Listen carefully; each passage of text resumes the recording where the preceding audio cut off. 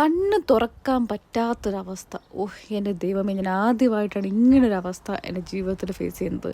12 മണിക്കൂർ ഷിഫ്റ്റും കഴിഞ്ഞ് അരമണിക്കൂർ ആ ഉറക്കവും വെച്ച് നടന്ന് റെയിൽവേ സ്റ്റേഷനിലെത്തിയപ്പം പണ്ടാരം അടങ്ങാനായിട്ട് ട്രെയിനില്ല.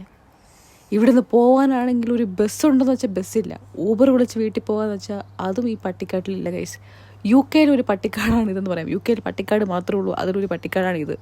ഇവിടെ ഞാൻ വെയിറ്റ് ചെയ്യാൻ തുടങ്ങിയിട്ട് ഓൾമോസ്റ്റ് 3 മണിക്കൂറിലേറെ ആയി. 2-3 ട്രെയിൻ ക്യാൻസലായത് വേറൊന്നും കൊണ്ടല്ല, ഒരു സ്റ്റേഷനിൽ എൻജിനീയറിംഗ് വർക്ക്സ് നടക്കുന്നതുകൊണ്ട് ക്യാൻസലായതാണ്. അങ്ങനെ ഞാൻ മാത്രം ഉണ്ടായിരുന്ന സ്റ്റേഷനിൽ 1 ആയി 2 ആയി 10 ആയി 20 പേര് കൂടുതൽ എന്തായാലും കൂടുതൽ വരുന്നിപ്പുണ്ട്. എന്നിട്ടും ട്രെയിൻ വരുന്നോ ഇല്ലെങ്കിൽ അതിനൊരു റീപ്ലേസ്മെൻറ്റ് ബസ് കൊടുക്കുകയോ ഒന്നും ചെയ്തിട്ടില്ല.